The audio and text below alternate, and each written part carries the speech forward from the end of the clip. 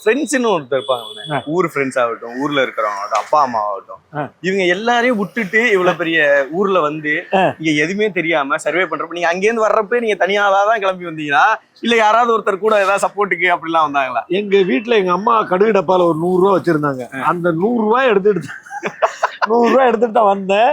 100 ரூபாய் எடுத்துட்டு வந்து பஸ் ஸ்டாண்ட இறங்கி பேக்கோட வந்துட்டு என்ன பண்றேன்னு தெரியல. நான் என்ன நினைச்சேன்னா பேக்கோட வந்து ஏவிஎம் ஸ்டுடியோ வாசல்ல இருந்தா நம்மள நடிக்க கூட்டு போயிருவாங்க, டயலாக் கொடுத்துருவாங்க, ஆர்டிஸ்ட் ஆக்கிடுவாங்கன்னு சொல்லி நினைச்சேன். ஆனா இங்க வந்த பிறகு தான் தெரிஞ்சது நம்மள ஒரு பிச்சைக்காரன மாதிரி தான் இங்க எல்லாம் ட்ரீட் பண்ணாங்க. ஒண்ணுமே கிடைக்கல எதுவும். அப்புறம் தான் வந்து என்ன பண்ணேன்னா சாப்பாடு வேணும், 3 வேளை சாப்பிடணும், நல்ல ட்ரெஸ் போடணும். இதுக்கு என்ன பண்ணணும்னு பார்த்தோன்னா சென்னை சவேரா ஹோட்டல்ல செக்யூரிட்டி கார்டா வேலை பார்த்தேன். செக்யூரிட்டி கார்டுக்கும் நான் வந்து ஃபிட்டானவெல்லாம் கிடையாது. இருந்தாலும் கார் பார்க்கிங்ல விசில் ஊதிட்டு வருவோம். ஆனா என்னன்னா அது ஸ்டார் ஹோட்டலுங்கிறதுனால பிரபல நடிகர்கள் எல்லாமே அங்க வந்துட்டு போவாங்க. அதனால வந்து நிறைய பேர்ட்ட நானே போய் கேட்பேன், சார் எனக்கு ஏதாவது வாய்ப்பு அப்படி பார்த்துட்டு இந்த 10 ரூபா வச்சுக்க வாய்ப்பெல்லாம் கேட்காது சொல்லிட்டு போறவெல்லாம் இருக்கிறேன்.